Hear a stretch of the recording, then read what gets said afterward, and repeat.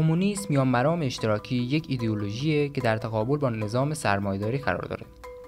هدف اصلی و نهایی این ایدئولوژی ایجاد یک جامعه کمونیستیه، جامعه‌ای که در اون مالکیت خصوصی بر ابزار تولید لغو میشه و جامعه بی‌طبقه شکل میگیره که در اون نیازی به پول و دولت وجود نداره.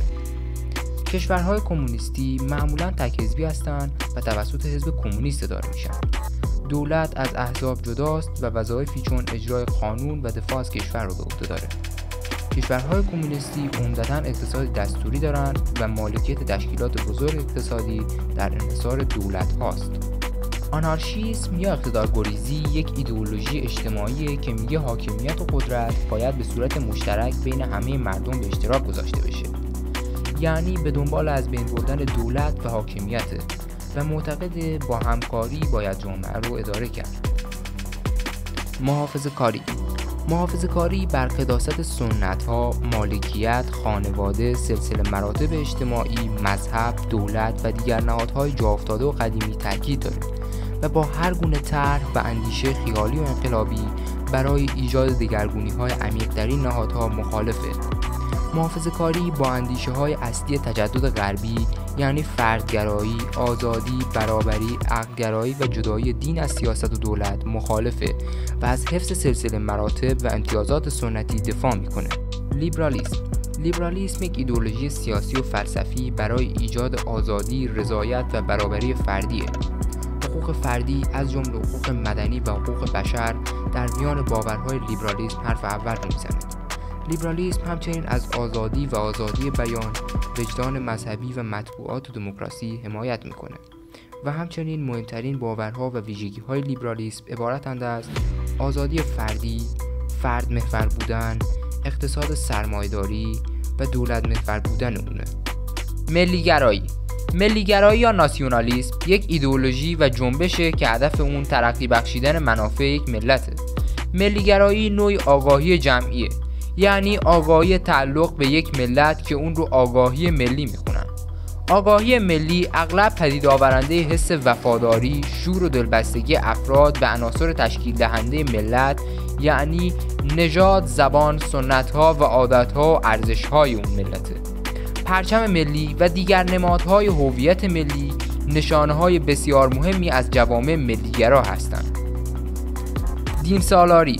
دینسالاری یا تئوکراسی به نوع خاصی از حکومت گفته میشه که در اون اصالت به قوانین دینی داده شده. بدین ترتیب مذهب غالب اصلی ترین تعیین کننده سیاست اداره جامعه در نظام دینسالاریه.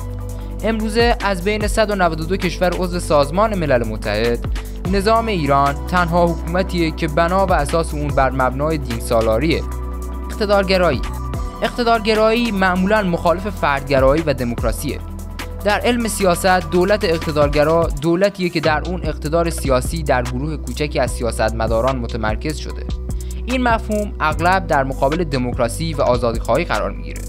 ویژگی اصلی اقتدارگرایی قدرت به شدت متمرکزه که با سرکوب سیاسی و طرد مخالفان بالقوه تثبیت میشه. همچنین اقتدارگرایی بر قانون حاکمیت تاکید داره و نه حاکمیت قانون. دموکراسی یک نظام سیاسیه که قدرت تصمیم گیری رو به دست مردم میده.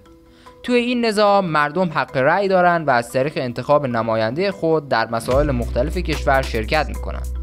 دموکراسی بر اصلی ترکیبی از حقوق و آزادی‌ها بنا شده. در دموکراسی مردم حق دارن در انتخابات رأی دهند و نظراتشون رو بیان کنند. آزادی بیان، رسانه‌های آزاد و سیستم قضایی مستقل از ویژگی‌های اصلی دموکراسی هستند. همچنین حقوق انسانی محافظت میشن و همه افراد در برابر قانون یکسانند. در دموکراسی دولت مردمیه و قدرت اجرایی تحت کنترل مردمه.